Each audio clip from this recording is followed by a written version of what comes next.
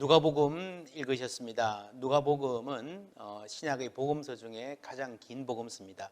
장수는 마태복음이 많지만 실제 내용은 누가복음이 더 길고요. 또 누가는 누가복음에 이어서 사도행전을 썼기 때문에 신약의 굉장히 많은 부분을 집필한 중요한, 분량으로 보아도 아주 중요한 저자라 할 수 있겠습니다. 누가복음 1장에는 처음에 우리 중에 이루어진 사실에 대하여 라고 말합니다. 우리 중에서 일어난 일이 아니라 이루어진, fulfilled, 성취된 일이라는 말로 볼 때에 구약 성경에서 예언했던 하나님의 구원 사역이 여기에서 이루어졌다, 예수님의 이야기에서 이루어졌다 하는 시각에서 출발한다는 것을 알 수 있습니다. 처음부터 목격자와 말씀에 일꾼된 자들이 전하여 준 그대로 내력을 저술하려고 붓을 든 사람이 많은지라 나도 그 중에 한 명이다. 그 모든 일을 근원부터 자세히 미루어 살핀 나도 데오빌로 각하에게 차례대로 써보내는 것이 좋은 줄 알았노니 이는 각하가 알고 있는 바를 더 확실하게 하려 함이로라 라고 했습니다.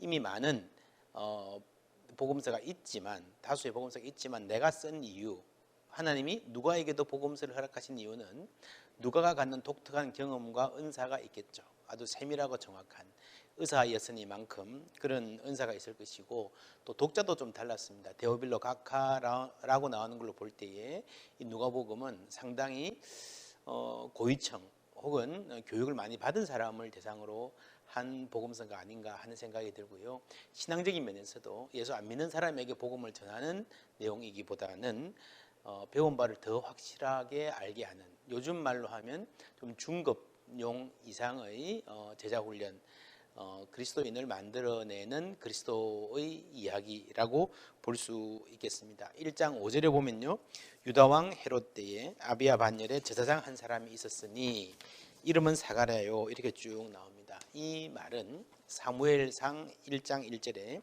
에브라임 산지 라마다임 소빔에 에브라임 사람 엘가나라고 하는 사람이 있었으니 라고 하는 말과 거의 평행을 이룹니다. 구약의 백성들은, 유대인들은 이 성경을 아주 잘 읽었기 때문에, 특별히 사무엘상 1장 1절은 굉장히 유명한 구절이었기 때문에 사무엘상 비슷하게 시작하는구나 하는 것을 잘 알 수 있었을 것입니다. 그리고 나오는 이야기가 누가복음에 보면은 엘리사벳, 아이를 못 낳던 여인, 그리고 마리아, 결혼도 하지 않은 여인이 아이를 낳는 기적적인 임신과 출산의 이야기죠. 이게 바로 한나, 구약 성경의 사무엘상 1장에 나오는 한나의 이야기하고 병행이 됩니다. 여성을 강조해서 시작한다는 것도 누가복음의 중요한 특징이죠. 여선지자 안나 이야기로 또 나오고요. 8장 1절에 보면은 그 후에 예수께서 각 성과 마을에 두루 다니시며 하나님 나라를 선포하시며 그 복음을 전하실세 12 제자가 함께 하였고, 제자 이야기가 나오고 이어서 2절에 막달라 마리아 이야기가 나오고, 3절에 헤롯의 청지기 구사의 아내 요한나와 수산나와 다른 여러 여자가 함께하여, 12 제자가 함께하였고 다른 여러 제자가 함께하여 자기들의 소유로 그들을 섬기더라 라고 했습니다. 그러니까 예수님의 본래 제자 중에, 예수님을 따라다니면서 예수님께 배우고 예수님의 행적을 따르던 그 사람들 중에서 여성들이 있었다라고 하는 사실을 전해주는 유일한 복음서가 누가복음입니다. 이렇게 누가복음 여성에 관심이 많습니다. 누가복음 전체의 중심이 15장이라고 볼 수 있습니다. 세 가지 비유가 나옵니다. 잃은 양, 잃은 드라크마, 잃었던 아들, 탕자의 비유죠. 다 같은 주제입니다. 잃었던 것을 찾는. 그런데 잃은 양을 찾는 목자의 비유와 잃은 드라크마를 찾는 여인의 비유가 아주 비슷하죠. 비슷한 내용입니다.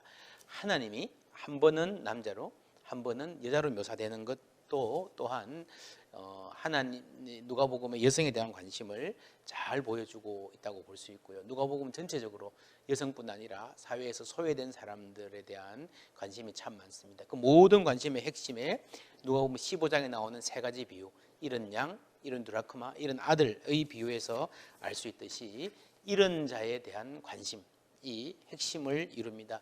누가복음 전체 구조를 보면 예수님이 예루살렘으로 가시는 길, 갈릴리에서 출발해서 예루살렘으로 가시는 이 도상의 사건들이 길게 기록되어 있습니다. 그래서 예루살렘에 들어가시기 직전이 아주 중요한 대목인데 거기에 삭개오 이야기가 나옵니다. 성지순례 가 보시면 예루살렘 바로 위에서 북쪽에서 내려오면 예루살렘 들어가기 직전에 만나는 도시가 여리고라는 도시죠. 거기에 세리장이 삭개오입니다.